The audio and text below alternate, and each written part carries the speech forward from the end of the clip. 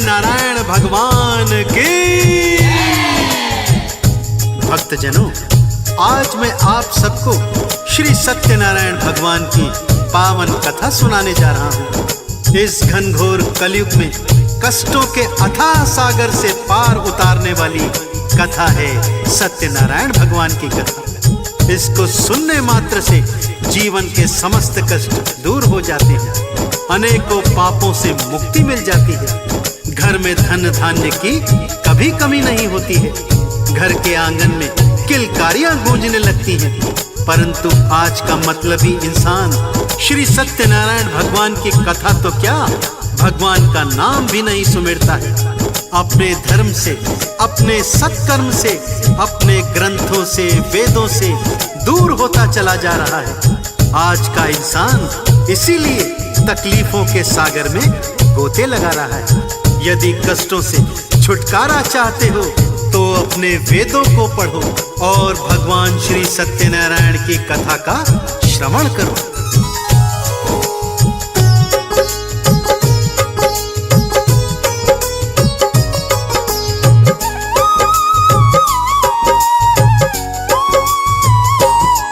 मैं सुख धन वैभव वाला तुमको मार्ग बताता हूँ, भक्तों मार्ग बताता हूँ। श्री सत्यनारायण भगवान की कथा सुनाता हूँ, मैं कथा सुनाता हूँ। कष्टों का सागर तरने का सार बताता हूँ, भक्तों सार बताता हूँ। श्री सत्यनारायण भगवान की कथा सुनाता हूँ, मैं कथा सुनाता हूँ। श्री सत्यनारायण भगवान की कथा है बड़ी महान, कष्टों का करे निदान श्री सत्यनारायण भगवान।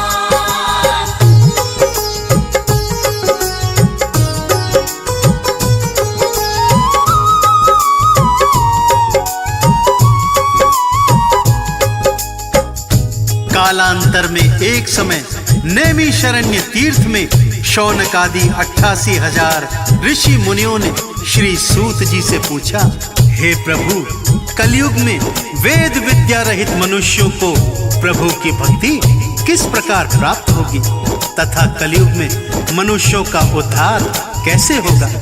हे मुनिश्रेष्ठ, कोई ऐसा सरल उपाय बताइए जिसमें थोड़े समय में ही पुण्य प्राप्त हो जाए तथा मनवांछित फल की प्राप्ति हो जाए। कोई ऐसी पावन कथा हो तो हमें सुनाइए।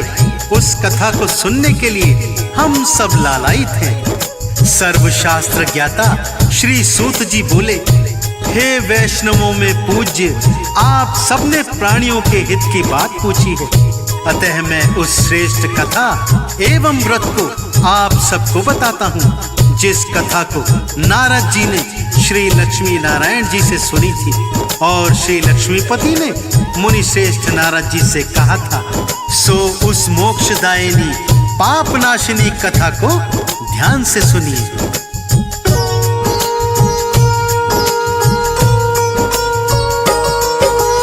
कथा हुई प्रारंभ, मुनि सुन रहे लगा कर ध्यान।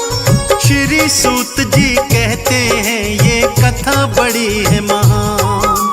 कालांतर की सत्य कथा में आज सुनाता हूँ। श्री सत्यनारायण कथा का तुमको सार बताता हूँ। उल्का मुख के नाम का राजा बड़ा था वो विद्वान, सत्य मार्ग पे चलने वाला हृदय से दयावान। पत्नी उसकी सती साध्वी जैसी लगती थी, धर्म कर्म और पूजा पाठ में आगे रहती थी। सत्कर्मी थे राजा रानी, सत्य बताता हूँ, भक्तों सत्य बताता हूँ। श्री सत्यनारायण भगवान की गाथा गाता हूँ, मैं कथा सुनाता हूँ। श्री सत्यनारायण भगवान की कथा है बड़ी महान, कष्टों का करे निदान श्री सत्यनारायण भगवान।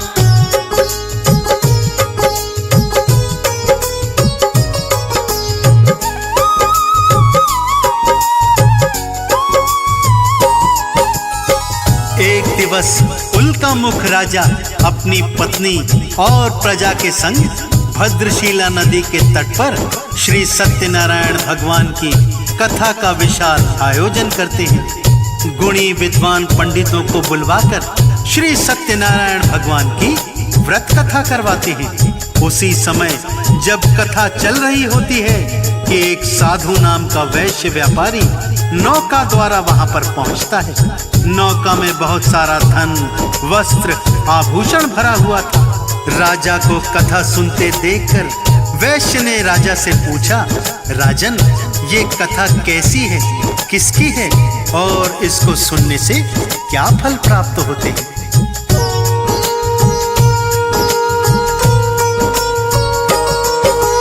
हे राजन, बतला दो मुझको कथा का प्रयोजन, कैसी कामना हेतु किया है कथा का आयोजन। सारा महत्व बता दो राजन, उठी है जिज्ञासा, कथा का सार बता के कर दो पूरी अभिलाषा। राजा बोले, सुनो साधु जी, कथा का सारा सार, धन वैभव और पुत्र पौत्र से भरा रहे परिवार। इसीलिए श्री सत्यनारायण कथा कराई है, इस व्रत को करने से कटती हर कठिनाई है। क्या बोला राजा से वैश्य वो तुम्हें बताता हूँ, भक्तों तुम्हें बताता हूँ। श्री सत्यनारायण भगवान की कथा सुनाता हूँ, मैं कथा सुनाता हूँ। श्री सत्यनारायण भगवान की कथा है बड़ी महान, कष्टों का करे निदान श्री सत्यनारायण भगवान।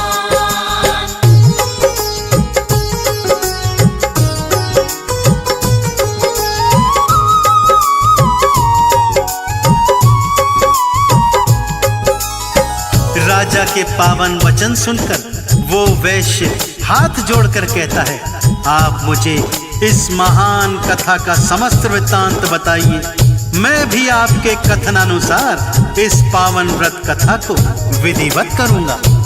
मेरी भी कोई संतान नहीं है। हे राजन, कृपा करके आप विस्तार से ये व्रत कथा की विधि मुझे समझाइए। राजा ने कथा की सारी विधि उसको समझा दी। वो व्यापारी कथा समाप्ति तक वहीं पर रहता है। प्रसाद ग्रहण करके अपने नगर की ओर चल पड़ता है। अपने घर पहुंचकर पत्नी से कहता है कि हे प्रिय, मैंने संतान प्राप्ति का एक सरल उपाय सीख लिया है। जब हमारे घर में संतान पैदा होगी तब हम श्री सत्यनारायण भगवान की कथा करवाएंगे।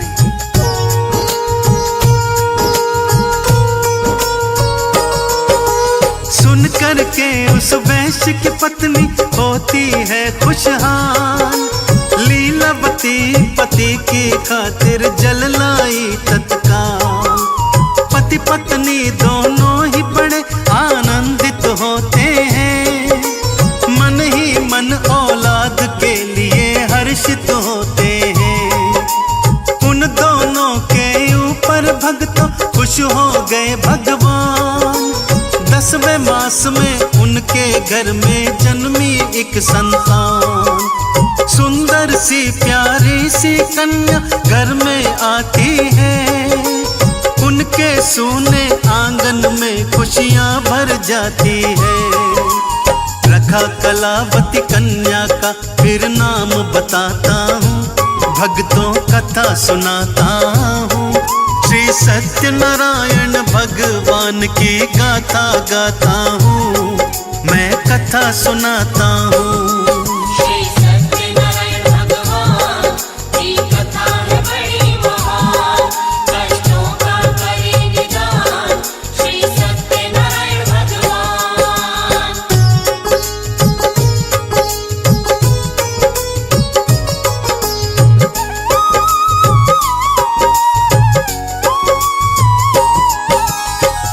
माता पिता बड़े प्रेम से उस कन्या का नाम कलावती रखते हैं और पुत्री कलावती दिनों दिन शुक्ल पक्ष के चंद्रमा की तरह बढ़ने लगती है। एक दिन लीलावती अपने पति से कहती है, स्वामी, भगवान की कृपा से हम भी संतान वाले हो गए हैं। अब आप अपना संकल्प पूर्ण कीजिए। श्री सत्यनारायण भगवान की कथा करवाइए। लीलावती का पति बोलता है, हे प्रिय, इतनी जल्दी काहे की है? जब हम अपनी पुत्री का विवाह करेंगे तो उसी समय श्री सत्यनारायण भगवान की कथा भी करवा लेंगे।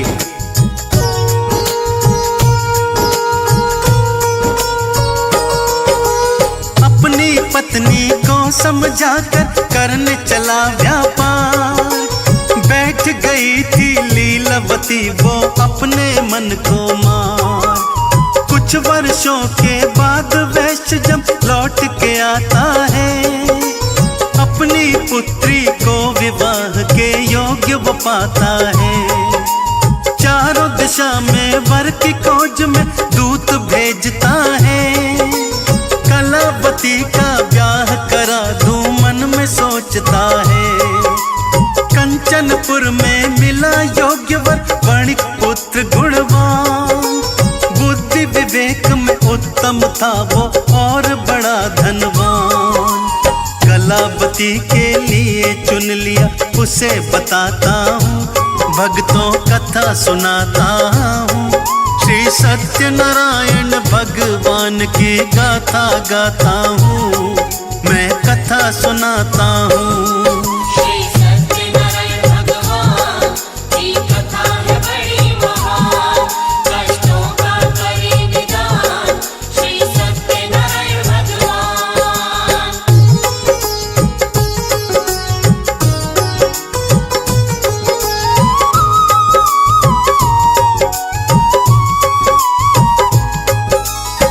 कंचनपुर नगर में सुयोग्य वर मिल गया भक्तों, और कलावती का विवाह धूमधाम से हो गया।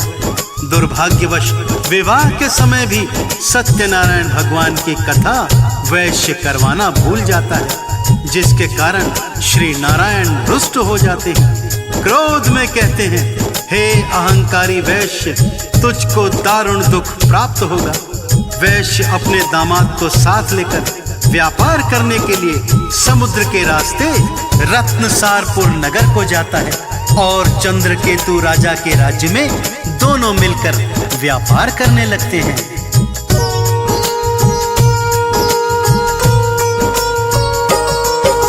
श्री नारायण जी के क्रोध से घटना घटी विशेष।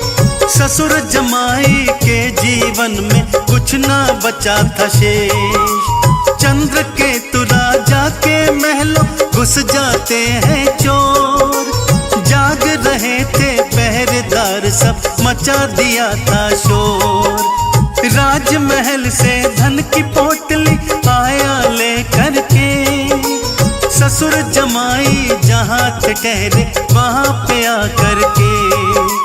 धन की पोटली रख देता है तंबू के अंदर। जहाँ पे सोए ससुर जमाई ताने हुए चादर। इसके आगे क्या होता है वो बतलाता हूँ, भक्तों वो बतलाता हूँ। श्री सत्यनारायण भगवान की गाथा गाता हूँ, मैं कथा सुनाता हूँ। श्री सत्यनारायण भगवान की कथा है बड़ी महान। कष्टों का करे निदान श्री सत्यनारायण भगवान।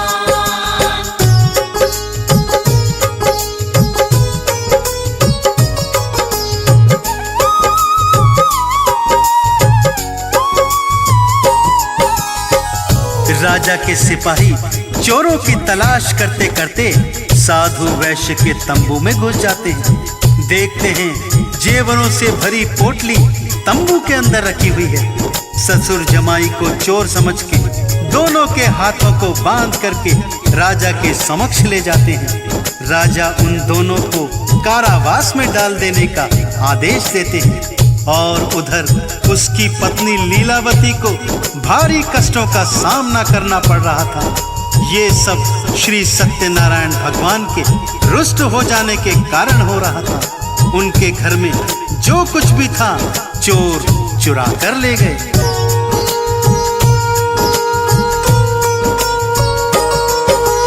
कलावती वो साधु की पुत्री कष्ट उठाती है, कैसे किस्मत रूठ गई कुछ समझ न पाती है। घर में बचाना दाना कोई खाना क्या खाए, अपने मन की पीड़ा जाकर किसको बतलाए।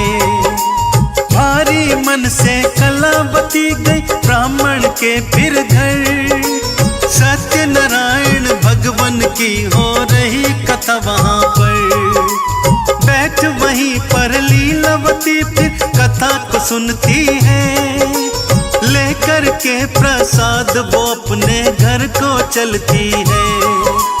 कलावती की माँ क्या बोली वो बतलाता हूँ, भक्तों वो बतलाता हूँ। श्री सत्यनारायण भगवान की गाथा गाता हूँ, मैं कथा सुनाता हूँ। श्री सत्यनारायण भगवान की कथा है बड़ी महान, कष्टों का करे निदान श्री सत्यनारायण भगवान।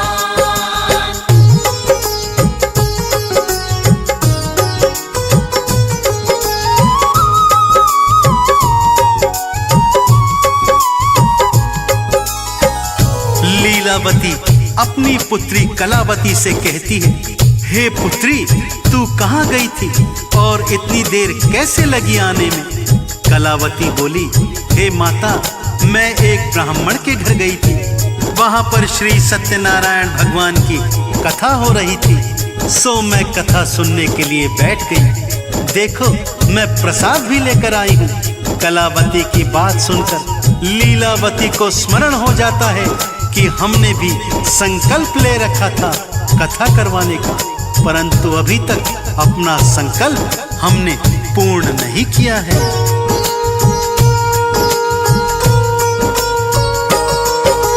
करने लगती है उसकी माँ कथा की तैयारी, कथा के पूजन की सामग्री ले आई सारी। आस पड़ोस कुटुंब को सारे वो बुलवाती है, बड़े प्रेम से नारायण की कथा कराती है। मन ही मन में लीलावती मांग रही वरदान, पति और दामाद को जल्दी ले आओ भगवान। मम अपराध क्षमा कर दीजिए जोड़ रही हूँ हाथ, मेरी विनती को सुन लीजिए हे प्रभु दीनानाथ।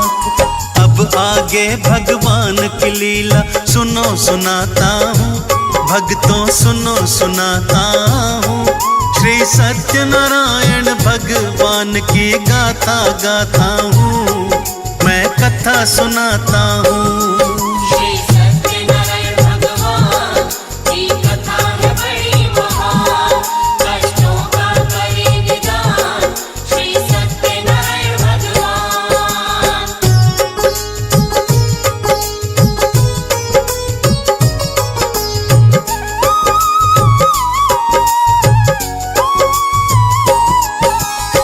श्री सत्यनारायण भगवान लीलावती से प्रसन्न हो जाते हैं।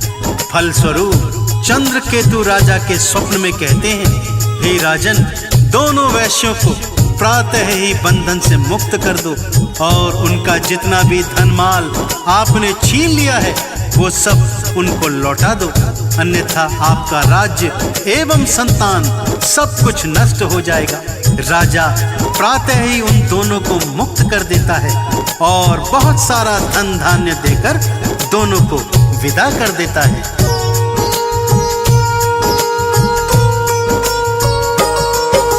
ससुर दमाद चले नौका में भर करके धन माल, सत्यनारायण दंडी वेश में आ पहुँचे तत्काल। दंडी जी ने साधु से पूछा सच सच बतलाना, इस नौका में भरा हुआ है कितना खजाना। जोर जोर से हंसा बणिक, क्यों पूछ रहे हो तुम? हमें लूटने की मन में क्या सोच रहे हो तुम? बेल और पत्तों से भरी है नौका ये सारी, समझ रहे हो माल खजाना मती गई मारी। क्या बोले फिर दंडी जी, मैं वो सुनवाता हूँ, भक्तों वो सुनवाता हूँ। श्री सत्यनारायण भगवान की गाथा गाता हूँ, मैं कथा सुनाता हूँ। श्री सत्यनारायण भगवान की कथा है बड़ी महान, कष्टों का करे निदान श्री सत्यनारायण भगवान।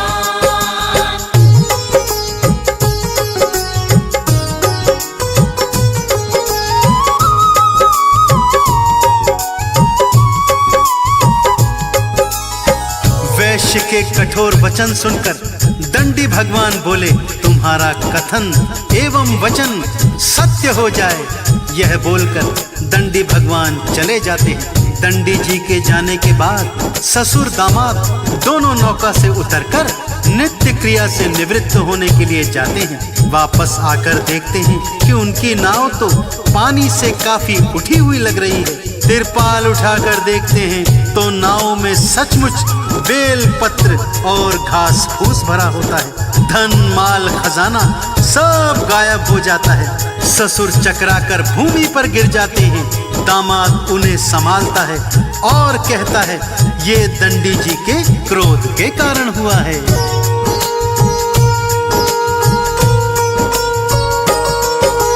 तीव्र गति से दौड़ा साधु वो दंडी जी की ओर।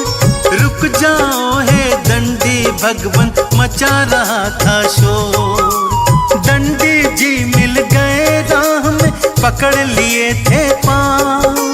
हे दंडी जी पहले जैसी कर दो मेरी नाव। मम अपराध क्षमा कर दीजिए, हुई भूल भारी। बेल और सूखे पत्तों से भरी नाव सारी। रोए वणिक और आंसू बहाए, जोड़े दोनों हाथ। भूल हमारी करो क्षमा है दंडी दीनानाथ।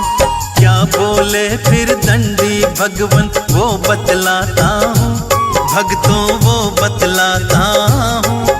श्री सत्यनारायण भगवान की गाथा गाता हूँ, मैं कथा सुनाता हूँ। श्री सत्यनारायण भगवान की कथा है बड़ी महान, कष्टों का करे निदान श्री सत्यनारायण भगवान।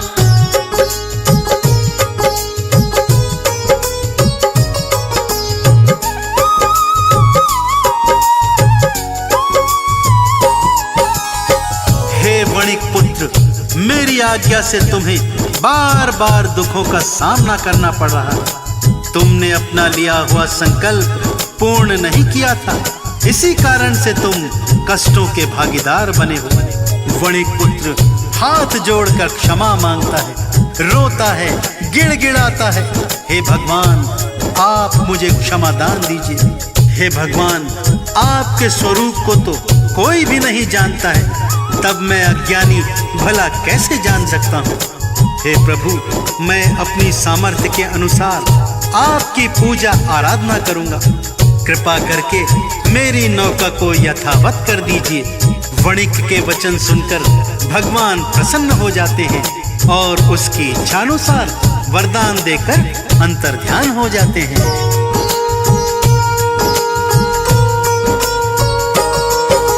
नौका फिर धन माल से भर गई, दोनों हुए खुशहाल। बेल पत्ते सब गायब हो गए, पर गया था धन माल। वहीं पे सत्यनारायण जी की पूजा करते हैं, करके फिर वितरण प्रसाद का आगे बढ़ते हैं। अपने घर के निकट पहुँच के घर भेजा संदेश, करके हम व्यापार लौट के के आ गए अपने देश। घर में सत्यनारायण जी की कथा हो रही थी, मिला संदेशा पति का जब तब कथा हो रही थी।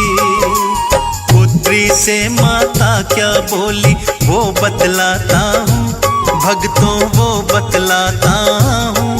श्री सत्यनारायण भगवान की गाथा गाता हूँ, मैं कथा सुनाता हूँ। श्री सत्यनारायण भगवान की कथा है बड़ी महान, कष्टों का करे निदान श्री सत्यनारायण भगवान।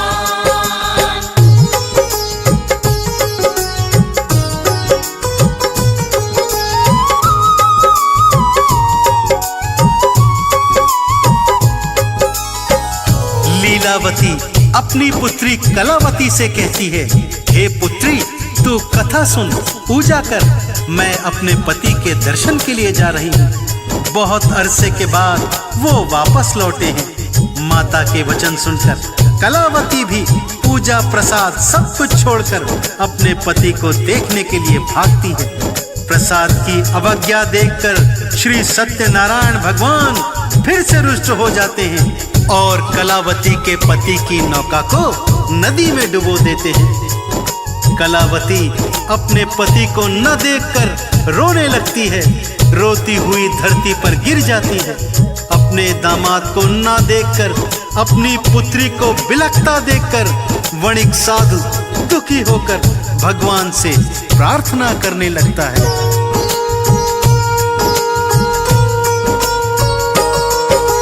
मेरी पुत्री की गलती को क्षमा करो भगवान, आपने हमको दिया हुआ है खुशियों का वरदान। मुझसे या परिवार से मेरे हुआ अगर अपराध, क्षमा मांगता हूँ मैं आपसे, दया करो हे नाथ। मेरी पुत्री कलावती है आपका ही वरदान, मेरे दामाद की नौका हमको दिखला दो भगवान, वरना मेरी पुत्री भगवान जी ना पाएगी। पति वियोग में यहीं पे वो रो के मर जाएगी। इसके आगे की तुमको अब कथा बताता हूँ, भक्तों कथा बताता हूँ। श्री सत्यनारायण भगवान की गाथा गाता हूँ, मैं कथा सुनाता हूँ। श्री सत्यनारायण भगवान की कथा है बड़ी महान, कष्टों का करे निदान श्री सत्यनारायण भगवान। तभी वहां आकाशवाणी होती है, हे वणिक पुत्र, तेरी पुत्री मेरे प्रसाद का अपमान करके चली आई है। पति के दर्शन के लिए इतनी व्याकुल हो गई कि मेरा प्रसाद छोड़कर चली आई। इसीलिए इसके पति की नौका अदृश्य हुई है। यदि ये वापस घर जाए और मेरा प्रसाद ग्रहण करके आए तो इसका पति इसे पुनः वापस मिल जाएगा। इतना सुनना था कि कलावती भागकर घर को जाती है। श्री सत्यनारायण भगवान का प्रसाद श्रद्धा से ग्रहण करके वापस आती है तो कलावती की पति की नौका उसे फिर से दिखाई देने लगती है।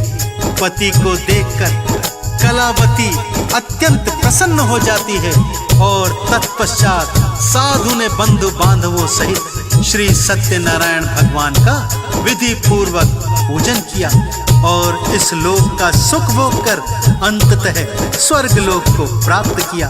तो मेरे साथ अत्यंत श्रद्धा भाव से बोलिए भक्तों, बोलिए श्री सत्यनारायण भगवान की। यदि कथा लिखने पढ़ने सुनने में कोई त्रुटि कोई भूल चूक हुई हो तो सभी ज्ञानी जन सुखदेव को क्षमा कर दीजिएगा।